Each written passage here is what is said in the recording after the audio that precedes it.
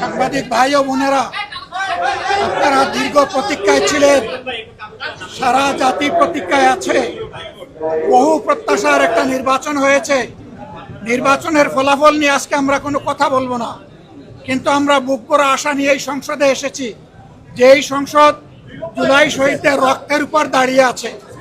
আমরা অনুরোধ করেছিলাম যে এই সংসদে যারা ফ্যাসিস্ট সরকারের দূষর ছিল, যারা খুনের সহযোগী ছিল, তারা কেউ যেন এখানে কোনো বক্তব্য রাখতে না পারে। এই প্রেসিডেন্ট তিনটা কারণে অপরাধী, যার বক্তব্য এই মহান সংসদে আমরা শুনতে পারি না। প্রথম কারণ হচ্ছে তিনি সমস্ত খুনের সহযোগী ছিলেন। তার আমলে যে খুনগুলো হয়েছে, একটা খুনের বিরুদ্ধেও তিনি শাসক গোষ্ঠীর প্রতিবাদ করেন নাই। সেই খুনে তিনি কোনো ব্যবস্থা গ্রহণ করেন নাই। প্রেসিডেন্ট রাষ্ট্রের অভিভাবক হিসাবে তিনি জঘন্য অপরাধ করেছেন রাষ্ট্রের নাগরিকদের প্রতি।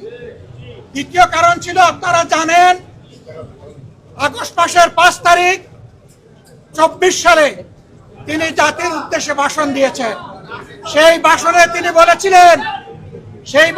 তিনি বলেছিলেন যে তৎকালীন ফ্যাসিস্ট প্রধানমন্ত্রী পদত্যাগ করেছেন এবং তিনি তা মঞ্জুর করেছেন।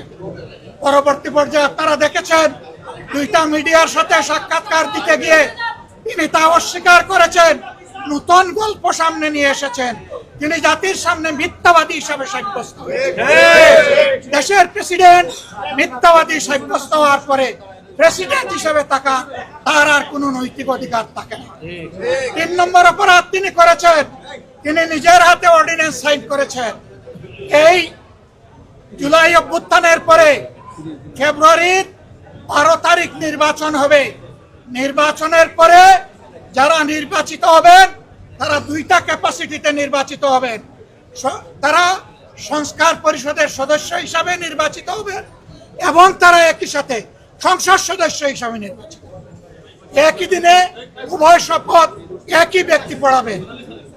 অত্যন্ত দুঃখের বিষয়, সেই শপথ দুটো আমরা নিলেও সরকারি দল নেয়নি। তার প্রথম দায়িত্ব ছিল গেজেট প্রকাশের 30 দিনের ভিতরে সংস্কার পরিষদের অধিবেশন ডাকা। তিনি সেই অধিবেশন ডাকেন নাই।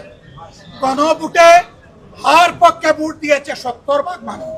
তিনি 70% জনগণকে, দেশবাসীকে অপমান করেছেন। এখানেও তিনি অপরাধ করেছেন। এই 3 অপরাধের কারণে আমরা তার ভাষণ শুনতে চাইনি এবং আমরা সরকারি দলকেও অনুরোধ জানিয়েছিলাম, স্পিকার মহোদয়কে অনুরোধ জানিয়েছিলাম তাকে যেন ভাষণ দিতে দেওয়া হয়। তারা আমাদের কথা কার্য করেন নাই। আমরা সংক্ষুব্ধ হয়ে সংসদ থেকে বের হয়ে এসেছি। আমরা আগামীতে এই সংসদে কোনো অন্যায়কে আমরা বরদাস্ত করব না এবং মেনে নেব। আমরা জনগণের স্বার্থের পক্ষে লড়াই করে যাব, অধিকারের পক্ষে লড়াই করে যাব। প্রিয় দেশবাসী, আমরা আপনাদের সাথে আসছি, আপনাদের অধিকারের পক্ষে আছি, আপনাদের রায়ের প্রতি আমাদের সম্মান আছে। আমরা আছি আপনাদের সাথে, আপনারাও থাকবেন আমাদের সাথে। সাংবাদিক বন্ধুগণ, আপনাদেরকে গত 1.5 বছর এই রাষ্ট্রপতি 133টা অধ্যাদেশ জারি করলো, তার সই জারি করলো। সেই অধ্যাদেশে আছে, সেই ব্যাপারে তো আপনারা কোনো বক্তব্য দেন? দফায় বক্তব্য আমরা মূল জায়গায় বক্তব্য দিয়েছি। ধরে একটা করে বক্তব্য দেওয়ার কোনো দরকার নেই। আমরা তার নৈতিক বৈধতা বহু আগে অস্বীকার করেছি, প্রত্যাখ্যান।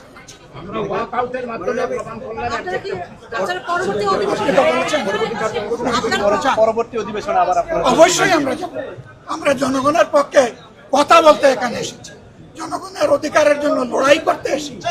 এই সংসদ কারো একার নয়, এটা 18 কোটি মানুষের সংসদ। আমরা তাদের প্রতিনিধি হিসাবে অবশ্যই আমরা সংসদ আপনারা ওয়াক আউট করলেন।